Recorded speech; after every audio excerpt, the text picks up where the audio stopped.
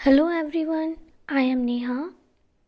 इस वीडियो में हम आपकी पाठ्य पुस्तक मुग्धा भाग 8 का दूसरा पाठ कर्तव्य परायणता पढ़ेंगे। इस पाठ की विधा लेख है और इसके लेखक श्री कन्हैया लाल मिश्र प्रभाकर जी हैं। पाठ को शुरू करने से पहले आपको यहाँ यह बता दें कि कन्हैया लाल मिश्र प्रभाकर हिंदी के जाने माने निबंधकार हैं, जिन्होंने राजनैतिक और सामाजिक जीवन से संबंध रखने वाले अनेक निबंध लिखे हैं। इनकी भाषा में अद्भुत प्रवाह विद्यमान है। आइए अब हम इस पाठ को शुरू करते हैं, जिसका नाम है कर्तव्य परायणता। कर्तव्य परायणता का अर्थ होता है अपने कर्तव्यों का पालन करना, अपने कार्य को पूरी लगन और ईमानदारी से करना। इस पाठ के मुख्य पात्र हैं ज़फ़र मियाँ। ज़फ़र मियाँ एक दिलचस्प आदमी हैं। वे मेरा बहुत लिहाज करते हैं। जब मैं उनके सैलून में पहुंचा, तब वे एक आदमी की हजामत बना रहे थे और आरा चलाने वाले 2 मजदूर इंतज़ार में बाहर बैठे थे। मेरे दुकान में पहुंचते ही ज़फ़र मियाँ ने उस तरह रख दिया। मेरे लिए उन्होंने कुर्सी बिछाई और बाहर दुकान से चाय का प्याला लाकर मुझे दिया। मैं चाय पीने लगा और ज़फ़र मियाँ फिर हजामत बनाने लगे। हजामत से निपटे तो मुझे लगा कि मेरा नंबर है, पर ज़फ़र मियाँ ने उन मज़दूरों में से एक को बुला लिया और वे उसके बाल काटने लगे। तभी उनका असिस्टेंट आ गया और वह दूसरे मजदूर की हजामत बनाने लगा। लेखक कहते हैं कि ज़फ़र मियाँ एक बड़े मज़ेदार आदमी हैं और वह मेरा बहुत आदर करते हैं। जब मैं उनके सैलून में पहुंचा, यानी कि उनकी बाल काटने की दुकान में पहुंचा, तब वह एक आदमी की हजामत यानी दाढ़ी बना रहे थे और आरा चलाने वाले यानी लकड़ी काटने वाले 2 मजदूर इंतज़ार में बाहर बैठे थे। मेरे दुकान में पहुंचते ही ज़फ़र मियाँ ने अपना उस्तरा रख दिया। उस्तरा यानी बाल काटने का छोरा रख दिया। मेरे लिए उन्होंने कुर्सी बिछाई और बाहर की दुकान से चाय का प्याला लाकर मुझे दे दिया। मैं चाय पीने लगा और ज़फ़र मियाँ फिर दाढ़ी बनाने लगे। जब वह दाढ़ी बनाने से निपटे तो मुझे लगा कि मेरा नंबर आ गया है, पर ज़फ़र मियाँ ने उन 2 मज़दूरों में से एक को बुला लिया और वह उसके बाल काटने लगे। तभी उनका असिस्टेंट वहाँ आ गया और वह दूसरे मजदूर की हजामत यानी दाढ़ी बनाने लगा। अब मैं कुर्सी पर बैठा देख रहा हूँ कि ज़फ़र मियाँ उस मजदूर के बाल काट रहे हैं। मैं मजदूर को देखता हूँ और सोचता हूँ शायद इसने 5-7 दिन से नहीं नहाया। बालों में उसके रेत भरी है और बुरादा भी। उसकी गर्दन काली चीकट हो रही है, पर ज़फ़र साहब बड़ी लगन से उसके बाल काट रहे हैं, जैसे वह नूरजहाँ का सगा भाई हो। कभी कंधे से नापते हैं, कभी कैंची से, और फुरक फुरक 2-4 कैंची मारते हैं। मैं देख रहा हूँ कि ज़फ़र मियाँ बालों में इतने लीन हैं कि उन्हें याद नहीं कि मैं भी बैठा हूँ और उन्हें मेरे भी बाल काटने हैं। बालों की कटाई को अपने ज्ञान और कला की चरम सीमा तक पहुँचाना चाहते हैं। उनका ध्यान इस पर नहीं है कि यह मज़दूर इस कारीगरी को नहीं समझ सकता है। वे यह भी नहीं सोचते कि इस मज़दूर की स्थिति ऐसी नहीं है कि वह इन बालों को ठीक रख सके। लेखक कुर्सी पर बैठकर देख रहे हैं कि ज़फ़र मियाँ उस मज़दूर के बाल काट रहे हैं। लेखक मज़दूर को देखकर सोचते हैं कि शायद इसने 5-7 दिन से नहीं नहाया है। उसके बालों में रेत भरी है और बुरादा भी। बुरादा यानी लकड़ी का चूरा। उसकी गर्दन बहुत काली हो रही है। फिर भी ज़फ़र साहब बड़ी लगन से उसके बाल काट रहे हैं, जैसे कि वह नूरजहाँ का सगा भाई हो। यहाँ पर लेखक ने उस मज़दूर की तुलना महारानी नूरजहाँ के सगे भाई से की है। वह उसके बालों को कंधे से नापते हैं और फिर तेजी से 2-4 कैंची मारते हैं। ज़फ़र मियाँ उसके बाल काटने में इतने लीन हैं कि उन्हें यह याद ही नहीं कि मैं भी यानी कि लेखक भी वहाँ बैठे हैं और उन्हें लेखक की भी बाल काटने हैं। बालों की कटाई को वह अपने ज्ञान और कला की चरम सीमा तक आज पहुंचाना चाहते हैं। उन्हें तो इस बात का ध्यान ही नहीं है कि यह मज़दूर उनकी इस कारीगरी, इस कलाकारी को नहीं समझ सकता। वह तो यह भी नहीं सोच रहे हैं कि इस मज़दूर की ऐसी स्थिति ही नहीं है कि वह अपने बालों को ठीक ढंग से रख सके।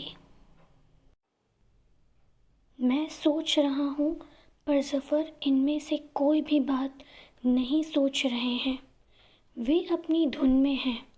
वे कंघा चलाते हैं, पर वह नहीं चलता बल्कि उलझे बालों में अटक जाता है। ज़फ़र मियाँ बाल सुलझाते हैं और कंघा बढ़ाते हैं। कभी वह झुककर बालों का मिलान देखते हैं, कभी बालों को उभार कर, कभी इधर और कभी उधर। एक एक बाल पर, एक एक ढलाव पर, एक एक मिलान पर ज़फ़र की निगाह है, जैसे कोई इंजीनियर किसी पुल के खंभों का मिलान देख रहा हो। मैं अपने मन में बहुत सारी बातें सोच रहा हूँ, पर ज़फ़र मियाँ इनमें से कोई भी बात नहीं सोच रहे हैं। वे अपनी ही धुन में लगे हुए हैं। वे कंघा चलाते हैं, पर वह नहीं चलता है और बार बार उलझे हुए बालों में अटक जाता है। ज़फ़र मियाँ फिर से बालों को सुलझाते हैं और कंघा आगे बढ़ाते हैं। ज़फ़र मियाँ कभी झुककर उस मज़दूर के बालों का मिलान देखते हैं, तो कभी ऊंचा करके उसके बालों का मिलान देखते हैं। कभी इधर से उसके बालों का मिलान देखते हैं, तो कभी उधर से उसके बालों का मिलान देखते हैं। एक एक बाल पर, एक एक ढलाव पर, एक एक मिलान पर ज़फ़र मियाँ की ऐसी दृष्टि है कि ऐसा लगता है मानो कोई इंजीनियर किसी पुल के खंभों का मिलान देख रहा हो। यूँ कटिंग पूरी हुई तब कैंची को 4 बार ताल के साथ खाली ही चुकर चुकर चला ज़फ़र ने कहा, लो सरकार, कट गए आपके बाल। अब उन्होंने उठाया ब्रश और चुटे हजामत पर। हजामत में भी वही तल्लीनता, एक हाथ सीधा तो एक उल्टा, और तब यह देखभाल कि कहीं कोई कील तो नहीं रह गई। कील ही नहीं, कलम से लेकर मूँछों की छटाई तक के काम उन्होंने पूरी तल्लीनता से किए। कटिंग पूरी होते ही कैंची को 2-4 बार ताल के साथ खाली ही चलाकर ज़फ़र मियाँ ने उस मज़दूर से कहा, लो सरकार, कट गए आपके बाल। अब उन्होंने उठाया ब्रश और जुटे उसकी दाढ़ी बनाने में। दाढ़ी बनाते वक्त भी वही तल्लीन था। एक हाथ सीधा चलाया तो एक हाथ उल्टा चलाया और इस बात का ध्यान रखा कि कहीं कोई कील तो नहीं रह गई है। कील ही नहीं, कलम यानी कि कान के बगल के बालों से लेकर मूंछों की छटाई तक का काम उन्होंने पूरी लगन से किया। 20 मिनट से ज़्यादा मैं ज़फ़र मियाँ की इस तल्लीनता को देखता रहा। सच यह है कि ज़फ़र उस मज़दूर के बालों में लीन थे और मैं ज़फ़र में। देखते देखते मैं भावों से भर उठा था, यहाँ तक कि हजामत की ऊंची कुर्सी पर आने पर जब मैं उठा तो इतना भाव विभोर था कि मैंने ज़फ़र को अपने में दबोच लिया। पैसे देकर जब वह मज़दूर चला गया तो मैंने कहा, ज़फ़र मियाँ, तुम तो उस मज़दूर से ऐसे लिपटे कि जैसे ज़िले का कल्चर ही तुम्हारी दुकान पर आ बैठा हो। 20 मिनट से भी ज़्यादा समय तक मैं यानी कि लेखक ज़फ़र मियाँ की इस तल्लीनता को देखते रहे। सच यह है कि ज़फ़र मियाँ उस मज़दूर के बालों को काटने में लीन थे और मैं ज़फ़र में। देखते देखते मैं भावनाओं से इतना भर गया था कि हजामत की ऊंची कुर्सी पर बैठने के बाद जब मैं उठा तो इतना भावुक था कि मैंने ज़फ़र को अपने में दबोच लिया, यानी अपने गले लगा लिया। पैसे देकर जब वह मज़दूर चला गया तो मैंने कहा, यानी कि लेखक ने कहा, ज़फ़र मियाँ, तुम तो उस मज़दूर से ऐसे लिपटे थे कि जैसे ज़िले का कलेक्टर ही तुम्हारी दुकान पर आकर बैठ गया हो। ज़फ़र ने ऐसा जवाब दिया कि उससे आगरे का पेठा और दिल्ली का सोहन हलवा दोनों फीके पड़ गए। बोले, बाबूजी, मेरे लिए जो इस कुर्सी पर बैठता है वही कल्टर है। मैं स्मृतियों की सरिता में तैरने लगा। ज़फ़र मियाँ अपना काम पूरा कर चुके। लो सरकार, बन गई हजामत। लेखक की इस बात को सुनने के बाद ज़फ़र मियाँ ने उन्हें ऐसा जवाब दिया कि आगरे का पेठा और दिल्ली का सोहन हलवा दोनों का स्वाद फीका पड़ गया। वह बोले, बाबूजी, मेरे लिए जो इस कुर्सी पर बैठता है वही कलेक्टर है। मैं सपनों की दुनिया में खो गया और तब तक ज़फ़र मियाँ ने अपना काम पूरा कर लिया। वह बोले, लो सरकार, बन गई आपकी हजामत यानी कि दाढ़ी। उन्होंने कहा तो मैं चौंक पड़ा, पर यह क्या? मैं इधर उठ रहा हूँ उस कुर्सी से और उधर मेरे सामने उतारी जा रही है जीवन वेद की यह ऋचा।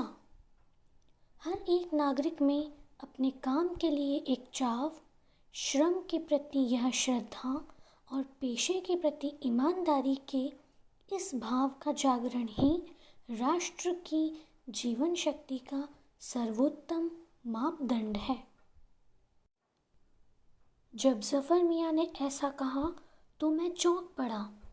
इधर मैं उस कुर्सी से उठ रहा हूँ और उधर मेरे सामने जीवन वेद की यह ऋचा उतारी जा रही है, अर्थात वास्तविकता दिखाई दे रही है। राष्ट्र की जीवन शक्ति का वास्तविक मापदंड यह है कि प्रत्येक नागरिक में अपने काम के लिए एक चाव, श्रम के प्रति श्रद्धा और पेशे के प्रति ईमानदारी होना चाहिए। इस पाठ के माध्यम से लेखक हमें यह संदेश देना चाहते हैं कि हमें ऊंच नीच तथा छोटे बड़े में कोई भेदभाव नहीं करना चाहिए। हमें अपने काम के प्रति ईमानदार होना चाहिए और हर काम को पूरी लगन और तल्लीनता से करना चाहिए। Thanks for watching this video.